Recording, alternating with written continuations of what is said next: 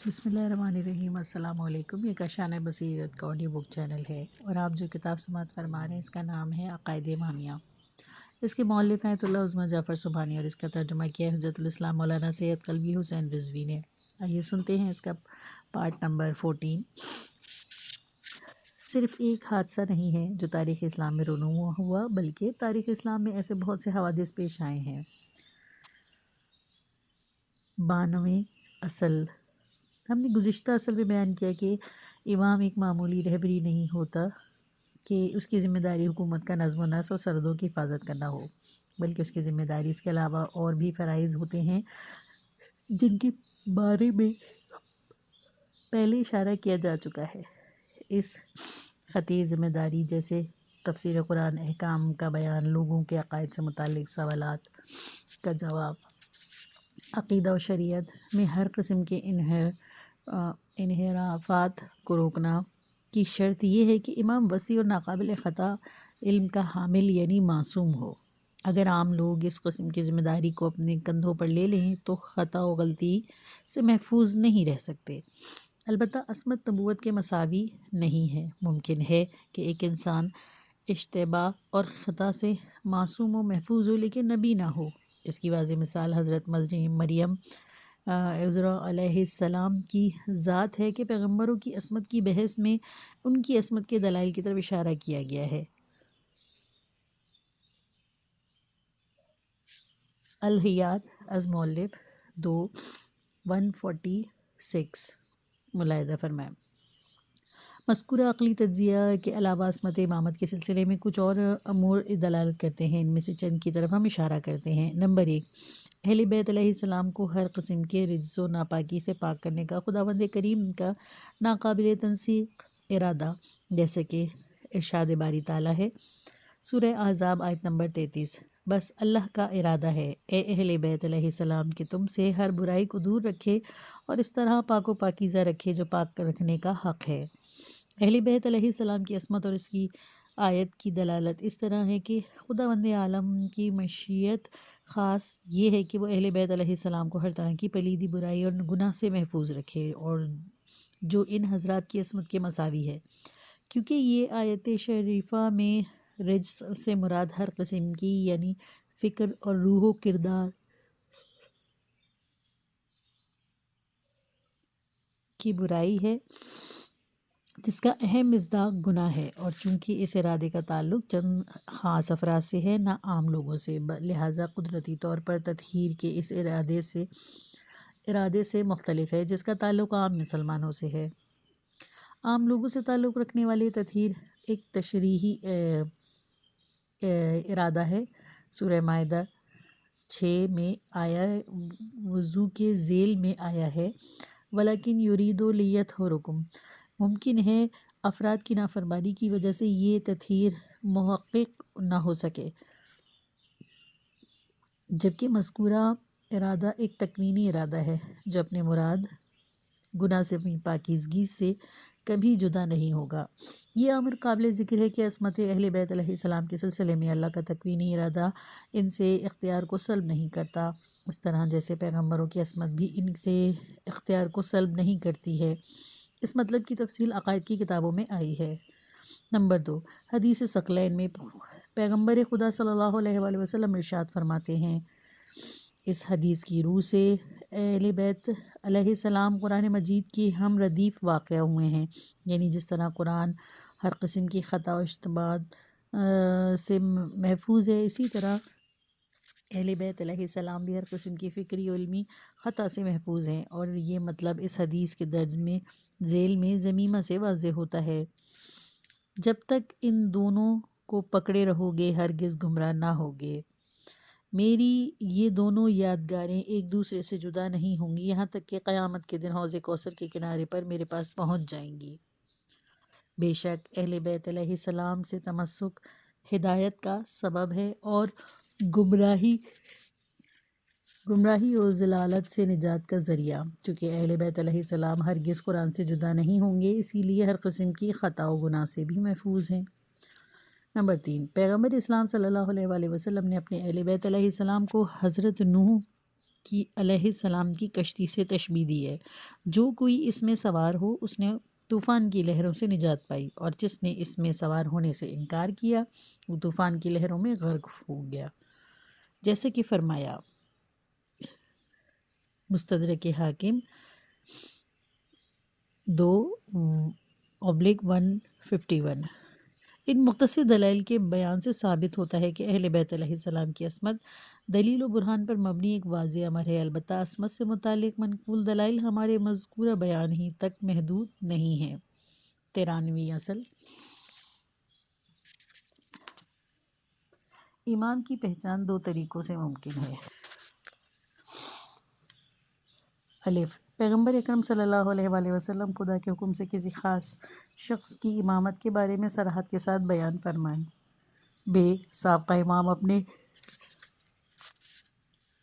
اپنے بعد آنے والے امام کے بارے میں وضاحت فرمائے۔ شیعوں کے 12 اماموں کی امامت مذکورہ دونوں طریقوں سے ثابت ہوئی ہے۔ روایت کے مطابق یعنی پیغمبر اکرم صلی اللہ علیہ وآلہ وسلم نے بھی ان کی امامت کے بارے میں صراحت سے بیان فرمایا تھا، اور ہر امام نے اپنے بعد آنے والے امام کا تعارف بھی کرایا ہے۔ اس سلسلے میں اختصار سے کام لیتے ہوئے ہم صرف ایک حدیث کے ذکر پر اکتفا کرتے ہیں۔ ریفرنس نمبر 1، باقی تمام احادیث سے آگاہی حاصل کرنے کے لیے احادیث کی کتابوں جیسے اصول کافی، اثبات الہدایات، منتخب اسرار وغیرہ کی طرف رجوع کیا جا سکتا ہے۔ پیغمبر خدا صلی اللہ علیہ وآلہ وسلم نے صرف علی علیہ السلام کو بطور امام منصب کرنے پر اکتفا نہیں کیا، بلکہ آپ صلی اللہ علیہ وآلہ وسلم نے ذکر فرمایا کہ آپ صلی اللہ علیہ وآلہ وسلم کے بعد 12 امام آئیں گے جن کے ذریعے دین اسلام کو عزت ملے گی، جیسا کہ آپ صلی اللہ علیہ وآلہ وسلم نے فرمایا دین 12 خلفاء کے ذریعے محفوظ رہے گا۔ دوسری جگہ فرمایا 12 خلفاء کے ذریعے اسلام مقدور و مضبوط ہوگا۔ یہ بات قابل ذکر ہے کہ 12 خلیفہ کی وجود کے بارے میں دلالت کرنے والی حدیثیں اہل سنت کے معتبر ترین صحاح میں بھی ذکر ہوئی ہیں۔ صحیح بخاری، صحیح مسلم، کتاب الامارہ، مسند احمد، مستدرک حاکم۔ حقیقت میں یہ 12 خلیفہ جن کے وجود کے سبب عزت اسلام محفوظ ہے، شیعوں کے 12 اماموں کے علاوہ کسی اور سے مطابقت نہیں رکھتے، چونکہ نہ اموی خلفاء دین کی عزت کا سبب تھے اور نہ عباسی خلفاء، اور نہ یہ عدد ان پر مطابقت رکھتا ہے۔ شیعوں کے 12 امام حسب ذیل ہیں۔ نمبر اول امام امیر المومنین علی ابن ابی طالب علیہ السلام، ولادت 62 سے 10 سال پہلے، شہادت 40 ہجری، مدفن نجف اشرف، عراق۔ دویم، حضرت امام حسن ابن علی علیہ السلام، ملقب بمجتبی علیہ السلام، ولادت 3 ہجری، شہادت 50 ہجری، مدفن مدینہ منورہ قبرستان بقیہ۔ نمبر 3، حضرت امام حسین ابن علی علیہ السلام، سید الشہداء، ولادت 4 ہجری، شہادت 61 ہجری، مدفن کربلائے معلیٰ، عراق۔ 4، حضرت امام ابن حسین علیہ السلام، ملقب زین العابدین علیہ السلام، ولادت 38 ہجری، شہادت 94 ہجری، مدفن مدینہ منورہ قبرستان بقیہ۔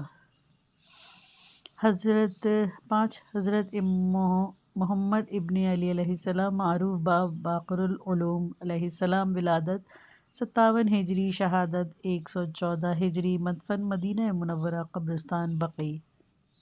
6، حضرت امام جعفر ابن محمد علیہ السلام، معروف بصادق علیہ السلام، ولادت 83 ہجری، شہادت 148، مدفن مدینہ منورہ قبرستان بقیع۔ 7، حضرت امام موسیٰ ابن جعفر علیہ السلام، ملقب بکاظم علیہ السلام، ولادت 128 ہجری، شہادت 183 ہجری، مدفن کاظمین، عراق۔ 8، حضرت امام علی ابن موسیٰ علیہ السلام، ملقب رضا علیہ السلام، ولادت 148 ہجری، شہادت 203 ہجری، مدفن خراسان، ایران۔ 9 حضرت امام محمد ابن علی علیہ السلام معروف بجواد علیہ السلام، ولادت 195 ہجری، شہادت 220 ہجری، مدفن کاظمین عراق۔ 10 حضرت امام علی ابن محمد علیہ السلام معروف بہادی علیہ السلام، ولادت 212 ہجری، شہادت 254 ہجری، مدفن سامرا عراق۔ 11 حضرت امام حسن ابن علی علیہ السلام معروف بعسکری علیہ السلام، ولادت 232 ہجری، شہادت 260 ہجری، مدفن سامرا عراق۔ 12 حضرت امام محمد بن عسکری علیہ السلام معروف بحجت مہدی عجل اللہ تعالی فرجہ شریف۔ آپ علیہ السلام شیعوں کے 12ویں امام ہیں اور ابھی تک زندہ و غائب ہیں، تا حکم خدا سے ایک دن ظہور فرما کر قرآن مجید کے سری و وعدہ یعنی سورہ نور 54، سورہ توبہ 33، فتح 28، والصفف سورہ آیت 9 اور اسلام کی متواتر احادیث کے مطابق تمام دنیا میں اسلام کی حکومت قائم کریں گے۔ ریفرنس نمبر 1 بعض ائمہ کی تاریخ ولادت و شہادت میں اختلاف ہے، ہم نے ایک کا انتخاب کیا۔ ائمہ علیہ السلام کی رحلت و شہادت کے ذریعے واقع ہوئی تفصیلات تاریخ کی کتابوں میں درج ہیں۔ شیعوں کے اماموں کی زندگی کے بارے میں تفصیلات تاریخ کی کتابوں میں وضاحت کے ساتھ درج ہیں۔ چونکہ 12ویں امام علیہ السلام اس وقت زندہ ہیں، اس لیے آپ منشاء الہی کے تحت امامت کی ذمہ داری اور منصب سنبھالے ہوئے ہیں۔ آئندہ بحث میں آپ علیہ السلام کے بارے میں مزید وضاحت کی جائے گی۔ 94ویں اصل خاندان رسالت علیہ السلام سے محبت کرنا ایک ایسا امر ہے جس کی قرآن و سنت میں تاکید ہوئی ہے، جیسے کہ ارشاد قدرت ہے۔ سورہ شورى آیت نمبر 23۔ اے رسول صلی اللہ علیہ وآلہ وسلم، آپ کہہ دیجئے کہ میں تم میں سے اس تبلیغ رسالت کا کوئی اجر نہیں چاہتا علاوہ اس کے کہ میرے اقربا سے محبت کرو۔ اقربا سے مراد خود پیغمبر اکرم صلی اللہ علیہ وآلہ وسلم کے اہل بیت علیہ السلام ہیں، اور اس کا قرینہ یہ ہے کہ درخواست کرنے والے خود پیغمبر اسلام صلی اللہ علیہ وآلہ وسلم ہیں۔ خاندان نبوت صلی اللہ علیہ وآلہ وسلم سے دوستی بذات خود ایک بڑا فضل ہے، وہ کمال ہے، ہونے کے ساتھ ساتھ اس کا سبب ہوتی ہے کہ لوگ اس کے جیسے بننے کی کوشش کریں، نیز اچھائیاں حاصل کرنے اور برے کاموں سے دوری اختیار کرنے میں اہل بیت علیہ السلام کی اقتداء کریں۔ پیغمبر اسلام صلی اللہ علیہ وآلہ وسلم سے نقل شدہ متواتر احادیث کے مطابق آپ صلی اللہ علیہ وآلہ وسلم کے اہل بیت علیہ السلام سے دوستی ایمان کی علامت اور ان سے دشمنی کفر و نفاق کی نشانی ہے۔ جس کسی نے اہل بیت پیغمبر صلی اللہ علیہ وآلہ وسلم سے دوستی کی، اس نے خدا اور رسول سے صلی اللہ علیہ وآلہ وسلم سے دوستی کی، اور جس نے ان سے دشمنی کی اس نے خدا اور رسول صلی اللہ علیہ وآلہ وسلم سے دشمنی کی۔ اصولی طور پر اہل بیت پیغمبر صلی اللہ علیہ وآلہ وسلم سے محبت کرنا ضروریات دین میں سے ہے، اور اس میں کسی قسم کا شک و شبہ نہیں، بلکہ اس پر تمام مسلمانوں کا اتفاق نظر ہے۔ فقط ایک فرقہ جنہیں ناصبی کہتے ہیں اس امر کا منکر ہے، اور اسی لیے اس فرقہ سے متعلق افراد منکر اسلام شمار ہوتے ہیں۔ 12ویں امام غیبت اور ظہور۔ 12 اماموں میں سے ہر ایک کے بارے میں کچھ لکھنا اس کتاب کی گنجائش سے باہر ہے۔ یہاں پر صرف ایک چیز کی طرف قدرے تفصیل سے روشنی ڈالنے کی ضرورت ہے، اور وہ وجود امام عصر عجل اللہ تعالی فرجہ کے اعتقاد کا مسئلہ ہے، جو پردہ غیب میں ہے۔ خدا کے حکم سے ایک دن ظہور فرمائیں گے اور تمام دنیا پر عدل و انصاف کی حکومت قائم کریں گے۔ ہم اس موضوع پر ذیل میں چند اصول کے تحت بحث کریں گے۔ 95ویں اصل تاریخ بشریت کے مستقبل میں خاندان رسالت علیہ السلام میں سے ایک شخص کا ظہور کرنا اور عالمی سطح پر عدل و انصاف کی حکومت قائم کرنا، جبکہ دنیا ظلم و ستم سے پر ہو چکی ہے، عقائد اسلامی کے مسلمات میں سے ایک ہے، اور مسلمانوں کے تمام فرقے اس پر متفق ہیں۔ اس سلسلے میں نقل ہوئی احادیث تواتر کی حد تک پہنچی ہوئی ہیں۔ محققین کے حساب کے مطابق اس سلسلے میں 257 روایتیں نقل ہوئی ہیں۔ ان سب میں سے ہم یہاں پر مسند احمد بن حنبل سے فقط ایک حدیث کے بیان پر اکتفا کرتے ہیں۔ پیغمبر اسلام صلی اللہ علیہ وآلہ وسلم نے فرمایا، اگر دنیا کی عمر میں سے صرف ایک دن بھی باقی بچے تو بھی خداوند کریم اس دن کو اتنا طولانی کرے گا یہاں تک کہ میری اولاد میں سے ایک فرد اٹھے گا اور دنیا کو عدل و انصاف سے بھر دے گا جس طرح وہ ظلم و ستم سے پر ہو چکی ہوگی۔ مسند امام احمد بن حنبل 1/99 3/71 اس طرح ہم آخر الزماں میں خاندان رسالت علیہ السلام سے ایک مرد کے قیام و ظہور پر تمام مسلمان شیعہ سنی کا اتفاق ہے۔ 96 اصل اس مسلح عالم کی خصوصیات جو فریقین یعنی شیعہ و سنی سے نقل شدہ اسلامی روایت میں درج ہیں حسب ذیل ہے۔ نمبر 1، وہ پیغمبر اسلام صلی اللہ علیہ وآلہ وسلم کے اہل بیت علیہ السلام میں سے ہیں، اس پر 89 حدیثیں۔ نمبر 2، وہ امیر المومنین حضرت علی علیہ السلام کی اولاد میں سے ہیں، اس پر 214 حدیثیں ہیں۔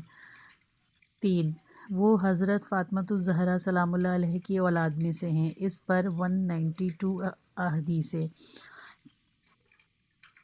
4، وہ امام حسین علیہ السلام کی اولاد کے 9ویں فرزند ہیں، اس پر 148 حدیثیں۔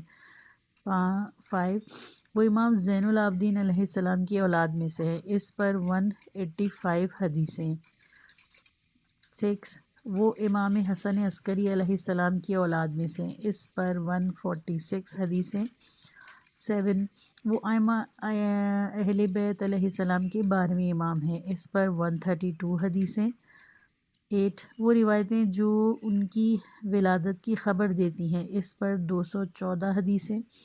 9، ان کی عمر طولانی ہوگی، اس پر 318 حدیثیں ہیں۔ 10، وہ طویل مدت تک غیبت میں رہیں گے، اس پر 91 حدیثیں ہیں۔ 11، اس کے ظہور پر اسلام عالمگیر ہوگا، اس پر 27 حدیثیں ہیں۔ اور 12، وہ زمین کو عدل و انصاف سے بھر دیں گے، اس پر 132 حدیثیں ہیں۔ مذکورہ روایت کی روح سے تاریخ بشریت کے مستقبل میں ایسی شخصیت وجود اسلامی سے روایت کے مطابق مسلم اور ناقابل تردید ہیں۔ جس چیز پر اختلاف ہے وہ یہ ہے کہ کیا وہ پیدا ہو چکے ہیں اور اس وقت زندہ ہیں یا مستقبل میں پیدا ہوں گے۔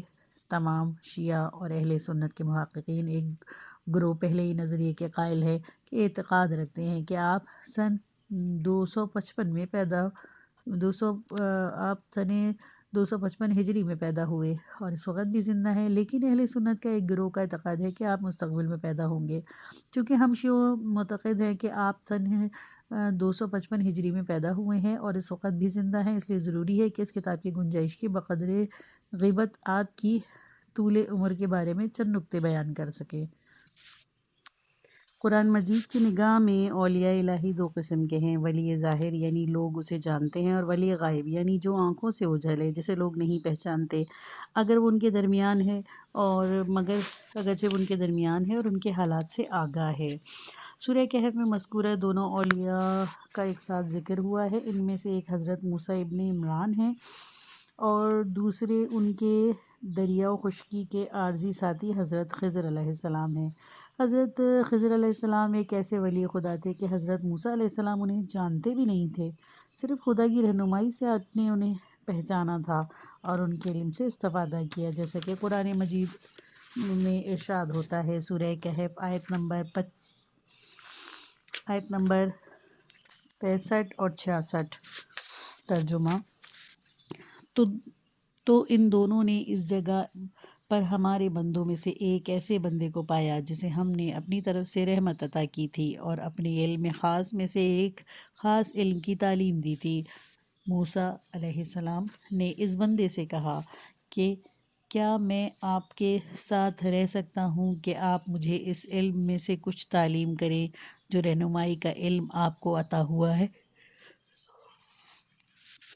اس کے بعد قرآن مجید اس ولی خدا کے مفید اور سود مند کاموں کی تشریح کرتا ہے، جس سے بالکل واضح ہوتا ہے کہ لوگ اسے نہیں جانتے لیکن اس کے آثار و برکات سے استفادہ کرتے تھے۔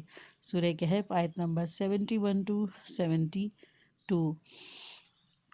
حضرت امام زمان بھی حضرت موسیٰ علیہ السلام کے ساتھی یہ حضرت خضر علیہ السلام کی طرح ہیں، انہیں بھی کوئی نہیں پہچانتا لیکن پھر بھی وہ امت کے لیے فائدہ مند ہیں۔ اس صورت میں امام علیہ السلام کی غیبت معاشرے سے دوری اور جدائی کے معنی میں نہیں ہے، بلکہ وہ جیسے کہ روایت میں ذکر ہوا ہے ابر کے پیچھے پنہا آفتاب کی مانند ہیں جو دکھائی نہیں دیتا لیکن لوگوں کو روشنی اور گرمی پہنچاتا ہے۔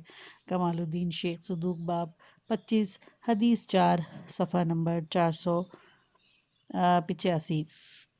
اس کے علاوہ پوری تاریخ میں بہت سے پاک دل شائستہ اور نیک انسان ان کے حضور میں پہنچے ہیں اور ان سے بہرہ مند ہوئے ہیں اور ہوتے رہے ہیں۔ اس طرح دوسرے لوگ بھی ان کے وجود کی برکات سے فائدہ اٹھا رہے ہیں۔ 98ویں اصل، انسانوں کے درمیان یہی معمول رہا ہے کہ حکام اور رہبر کچھ کام بلا واسطہ خود انجام دیتے ہیں اور کچھ کام ان کے نمائندے انجام دیتے ہیں۔ یہ صحیح ہے کہ مختلف اسباب و عوامل کی وجہ سے امام عصر غیبت میں ہیں اور انسان ان تک براہ راست رسائی پیدا کرنے سے محروم ہے، لیکن خوش قسمتی سے ان کے نمائندوں یعنی عظیم فقہا اور مجتہدین سے اشارات اور ہدایت حاصل کرنے کا راستہ ان کے پیروں کے اوپر مزدور نہیں۔ عظیم المرتبہ فقہا اور مجتہدین شرعی حکومت کے امور میں آپ کے نمائندے ہیں اور غیبت کے زمانے میں اسلامی معاشرے کا نظم و نسق چلانے کی ذمہ داری ان کو سونپی گئی۔ البتہ حضرت علی علیہ السلام کے تمام ظاہری آثار سے محرومیت کی وجہ کچھ خاص شرائط و حالات ہیں اور انہی شرائط کی وجہ سے ان کی غیبت ناگزیر بن گئی ہے۔ 99ویں اصل، حضرت ولی اصل کی غیبت کے سبب ایک سر الہی ہے اور ممکن ہے ہم اس کی حقیقت سے واقف نہ ہو سکیں۔ اولیاء الہی کا مختصر مدت کے لیے لوگوں کے درمیان سے غائب ہونا گزشتہ امتوں میں بھی معمول رہا ہے۔ حضرت موسیٰ ابن عمران علیہ السلام 40 دن تک اپنی امت سے غائب رہے، انہوں نے یہ ایام میقات میں بسر کیے۔ اعراف آیت نمبر 142۔ حضرت عیسیٰ علیہ السلام معیشت الہی سے اپنی امت کی نظروں سے اوجھل ہو گئے اور اس طرح دشمن انہیں قتل کرنے میں کامیاب نہ ہو سکے۔ سورہ نساء آیت نمبر 158۔ حضرت یونس علیہ السلام ایک مدت تک اپنی امت سے غائب رہے۔ سورہ صافات آیت نمبر 140۔ اصولی طور پر اگر مطلب متواتر روایت سے ثابت ہو لیکن انسان اس کے راز و فلسفے کو مکمل طور پر درک نہ کر سکے تو اس پر شک کر کے اس سے انکار نہیں کرنا چاہیے، کیونکہ اس طرح تو اس بات کا امکان ہے کہ احکام الہی کا ایک بڑا حصہ جو مسلمات اور ضروریات دین میں شمار ہوتا ہے شک و شبہ کا شکار ہو جائے گا۔ حضرت ولی عصر کی غیبت کا مسئلہ بھی اس قاعدے سے مستثنی نہیں، اور غیبت کے اسرار کی حقیقت سے بے خبر ہونا اس بات کی دلیل نہیں بن سکتی کہ ان کے وجود ہی سے ہی انکار کر دیا جائے۔ ان باتوں کے باوجود آپ کی غیبت کی اسرار کو کوئی انسانی فکر کے دائرے میں سمجھا جا سکتا ہے، اور وہ یہ ہے کہ اس آخری معصوم حجت الہی کو ایک عظیم مقصد یعنی عمومی عدل و انصاف برپا کرنے اور پرچم اسلامی کو پوری دنیا میں لہرانے کو شرمندہ تعبیر کرنے کے لیے محفوظ رکھا گیا ہے، اور اس مقصد کو حاصل کرنے کے لیے زمانہ کا گزرنے، انسانی عقل و علم کی وسعت اور انسانی ذہنی طور پر اب آمادگی ضروری ہے تاکہ دنیا عدل و آزادی کے اس امام علیہ السلام کی ہم رکابی اور استقبال کے لیے آمادہ ہو سکے۔ ظاہر سی بات ہے کہ اگر حضرت ولی عصر علیہ السلام کی ابتدائی اقدامات اور تیاریاں مکمل ہونے سے پہلے لوگوں کے درمیان ظاہر ہو جائیں گے تو ان کا انجام بھی دیگر حجت خدا کی طرح شہادت ہو سکتا ہے، اور وہ بھی اس عظیم مقصد کو حاصل کرنے سے پہلے ہی رحلت فرما جائیں گے۔ اس فلسفے کی طرف روایتوں میں بھی اشارہ ہوا ہے۔ امام باقر علیہ السلام نے فرمایا، حضرت قائم عجل اللہ تعالی فرجہ شریف کے لیے ظہور سے پہلے ایک غیبت ہے۔ راوی نے اس غیبت کی وجہ پوچھی تو امام علیہ السلام نے فرمایا، شہادت سے بچنے کے لیے۔ کمال الدین شیخ صدوق باب 14 حدیث نمبر 8، 9، 10۔ کچھ روایتوں میں اس کا فلسفہ لوگوں کا امتحان بھی بیان ہوا ہے، یعنی یہ کہ غیبت کے زمانے میں لوگ آزمائش و امتحان الہی سے دوچار ہوں گے اور غیبت کے ذریعے ان کے ایمان و اعتقاد کے استقامت و پائیداری کو آزمایا جائے گا۔ علامہ مجلسی بحار الانوار 52/102۔ 100ویں اصل، علم کلام کے دلائل و براہیم کے مطابق معاشرے میں امام علیہ السلام کا وجود خدا کی عظیم الطاف میں سے ہے جو لوگوں کے لیے ہدایت کا سبب ہے۔ ظاہر ہے کہ اگر لوگ اس نعمت الہی کے مظہر کی طرف رجوع کریں گے تو اس کے وجود کے تمام آثار و برکات سے بہرہ مند ہوں گے۔ دوسری صورت میں لوگوں کے اس نعمت کے فوائد سے محروم رہیں گے اور اس محرومیت کا سبب وہ خود ہوں گے نہ کہ خدا اور امام علیہ السلام۔ 101ویں اصل حضرت ولی عصر سن 255 ہجری میں پیدا ہوئے۔ اس حساب سے اس وقت 1461 ہجری میں آپ کی عمر شریف 1166 سال ہے۔ خداوند متعال کی وسیع و لامتناہی قدرت کے پیش نظر یہ طولانی عمر کوئی مشکل امر نہیں ہو سکتی۔ حقیقت میں جو لوگ آپ کی طولانی عمر کو مشکل سمجھتے ہیں وہ خداوند کریم کی لامتناہی قدرت سے غفلت برتتے ہیں۔ اس کے علاوہ گزشتہ امتوں میں بھی بہت سے معمر افراد گزرے ہیں، جیسے کہ قرآن مجید میں حضرت نوح علیہ السلام کی رسالت کے دور کو 950 سال بیان کرتا ہے۔ سورہ عنکبوت آیت نمبر 14۔ اسی طرح عصر حاضر میں سائنسدان اس جدوجہد میں ہیں کہ طول عمر کی مشکل کو حل کر لیں۔ اس سے یہ پتہ چلتا ہے کہ سائنسدانوں کے اعتقاد کے مطابق انسانی طولانی عمر کی صلاحیت رکھتا ہے، لیکن در حقیقت کچھ ایسی دشواریاں ہیں جو عمر کے طولانی ہونے میں رکاوٹ بنتی ہیں۔ حقیقت میں جو خدا خود قرآن کے مطابق حضرت یونس علیہ السلام کو قیامت کے دن تک مچھلی کے پیٹ میں زندہ رکھ سکتا ہے، سورہ صفات 143-144، کیا وہ اپنے فضل و کرم کی مہربانی و عنایتوں سے اپنے حجت کو طولانی عمر بخش کر زمین پر زندہ نہیں رکھ سکتا؟ بے شک اس کا جواب مثبت ہے، کیونکہ وہ خدا جو کائنات کو پائندہ رکھ سکتا ہے اپنی حجت کو بھی زندہ رکھ سکتا ہے۔ 102ویں اصل حضرت ولی عصر کے ظہور کے وقت سے کوئی واقف نہیں، اور اس امر کے بارے میں قیامت کی تنہا صرف خداوند متعال کو ہی علم ہے۔ اسی لیے اگر کوئی آپ علیہ السلام کے ظہور کے وقت کے بارے میں باخبر ہونے کا دعویٰ کرے یا ظہور کے وقت کے معین کرے، اس کا دعویٰ قبول نہیں کیا جائے گا۔ وقت کو معین کرنے والے جھوٹے ہیں۔ ظہور کی صحیح اور قطعی تاریخ میں سے صرف نظر کرتے ہوئے اس مسئلے میں یہ بات قابل ذکر ہے کہ احادیث و روایتوں میں ولی عصر علیہ السلام کے ظہور کے سلسلے میں عمومی و کلی نشانیاں بیان ہوئی ہیں، اور یہ نشانیاں دو قسم کی ہیں: نمبر 1 یقینی اور ناگزیر نشانیاں، نمبر 2 غیر یقینی نشانیاں۔ ان نشانیوں سے متعلق عقائد اور حدیثوں کی کتابوں میں تفصیلات بیان ہوئی ہے۔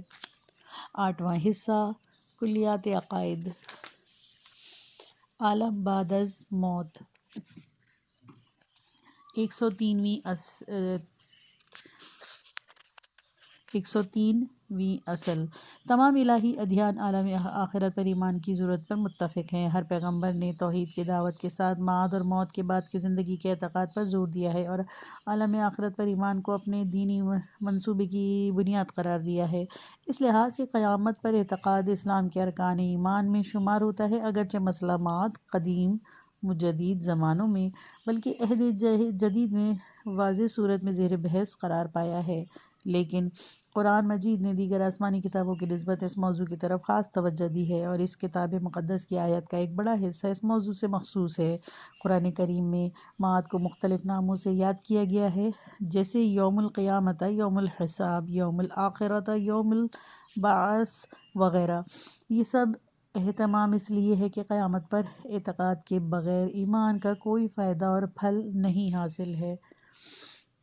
104ویں اصل اسلامی فلسفہ متکلمین نے معاد اور موت کے بعد کی زندگی کے بارے میں مختلف دلیلیں پیش کی ہیں، اور انہوں نے ان دلائل کو قرآن مجید سے اخذ کیا ہے، لہذا مناسب ہے کہ اس سلسلے میں قرآن مجید کے چند دلائل کا ذکر کیا جائے۔